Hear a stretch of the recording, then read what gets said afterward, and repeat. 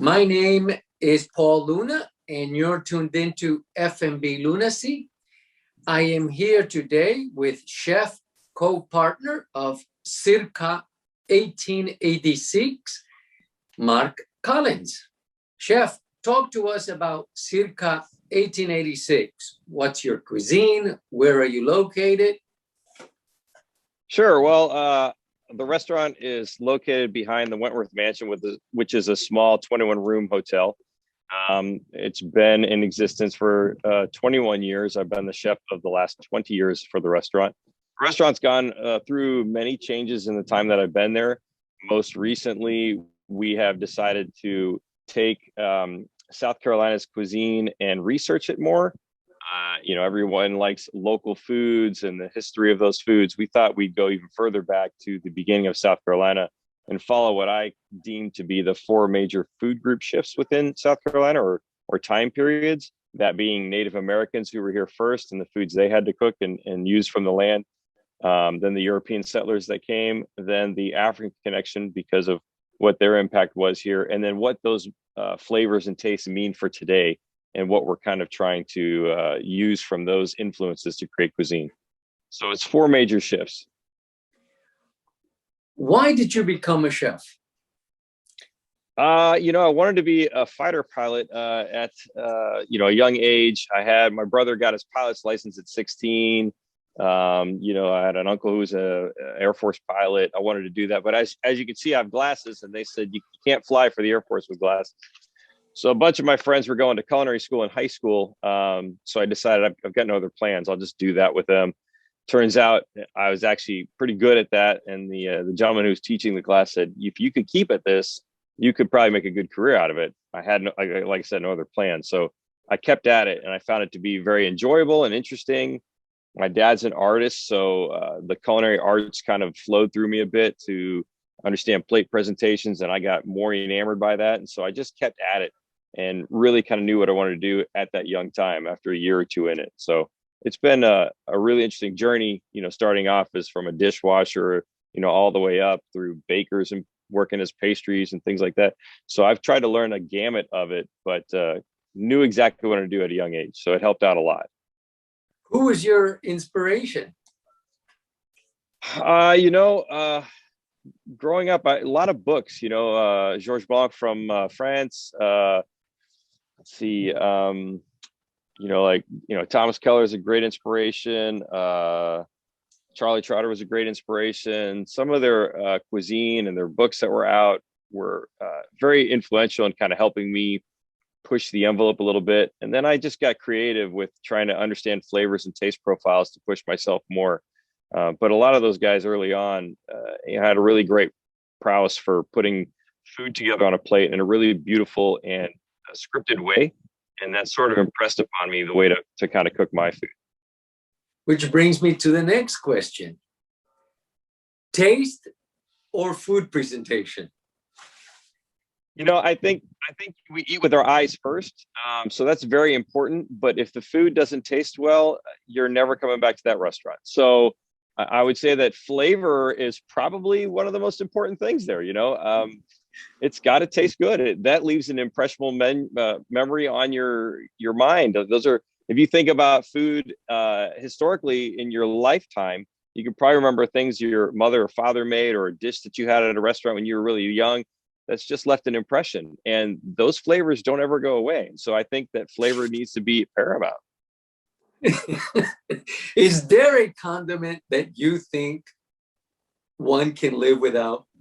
You can live without? Yeah, I think there's lots of condiments you could live without. I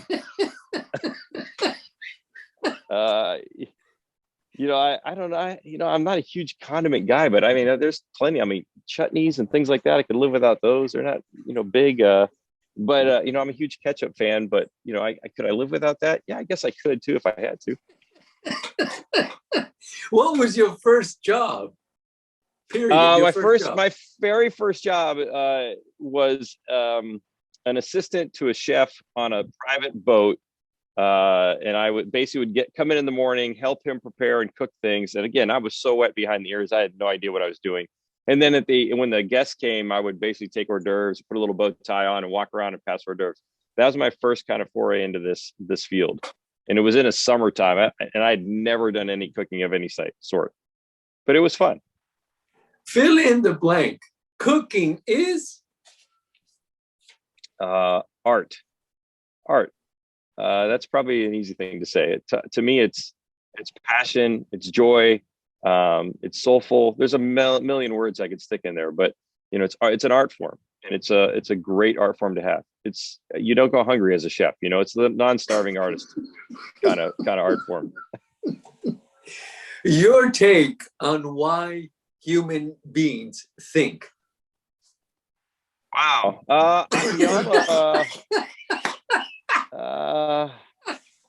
I think, I'm a firm believer in God. And so I feel like he gave us brains to kind of work through the problems in life here and come up with, solutions to the ever going, changing kind of world that we live in. So I kind of think all that comes from him. So, what is the greatest challenge you face today?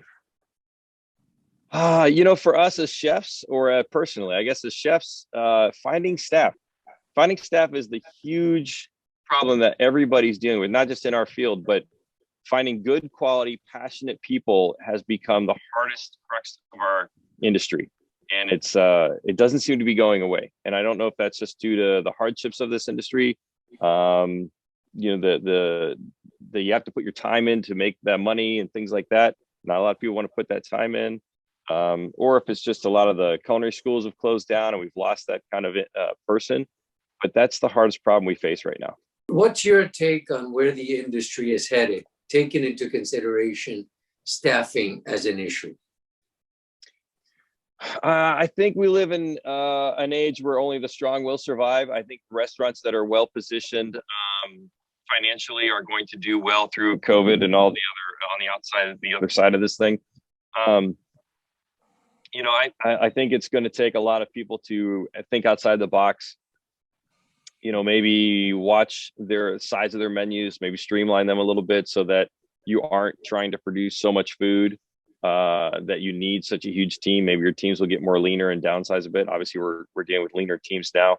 I think that's going to direct a lot of it. But my hope is that as we come through this, as the world rebounds, that things will be prosperous again, and that will be a boon for everybody to kind of help grow other restaurants. And I think the desire for different cuisines and things like that will help to emerge new restaurants. So I don't think it's going away, the restaurant industry, and I don't think it's going to. I think it's stalled out a bit, but I think it's going to come back with a vengeance. So I think it'll be great. Chef, butter or extra virgin olive oil?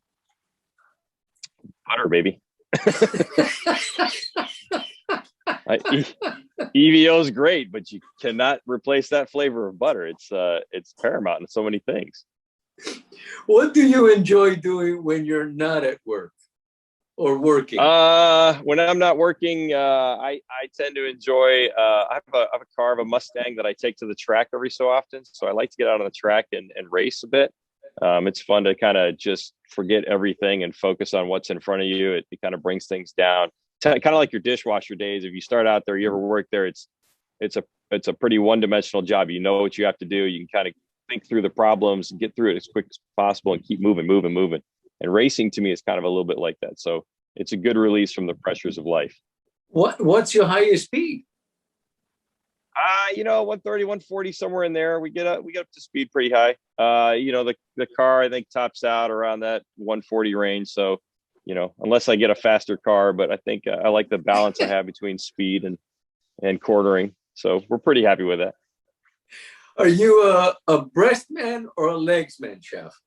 Oh, legs. I mean, the dark meat's great. Juicy, tender, yummy. Yeah. Oh, if we're talking chicken, yes, legs man.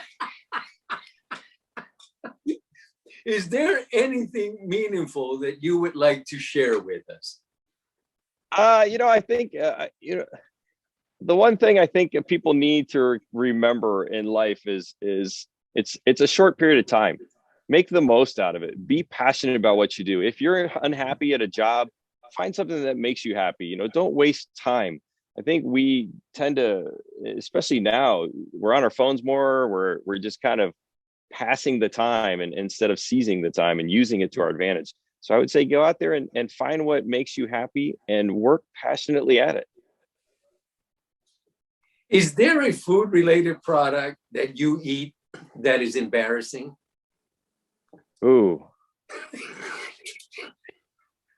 I don't think so. You know, people think that fine dining chefs love to eat that fine food all the time. I tell people my favorite dish is peanut butter and jelly sandwiches. Maybe that's something people are like, "What, really?" I'm like, I don't know. It's just a simple childhood dish that I enjoyed, that I could eat morning, noon, or night, anytime. What brand of peanut butter and jelly, or is it both Oh, names? I'm more a strawberry guy than grape jelly, and then peanut butter. You know, kind of a Jif, I guess, or the Smucker's Naturals, probably my favorite ones. What's important in your life today, Chef? Family's super important. You know, that's means a lot to me. And then, you know, my work, helping others. We do a lot of, you know, events where we're kind of helping charities out a bunch. So that means a lot to me. So we can give back to our community and help them, because they need it. And last year was a rough year. So it was really hard on us, just from not being able to do those events to help people, because that need's always there. So family, charity events, you know, quality time with others, that's a big thing for me. I have odd questions, and this is one of them. What does playing with yourself mean to you?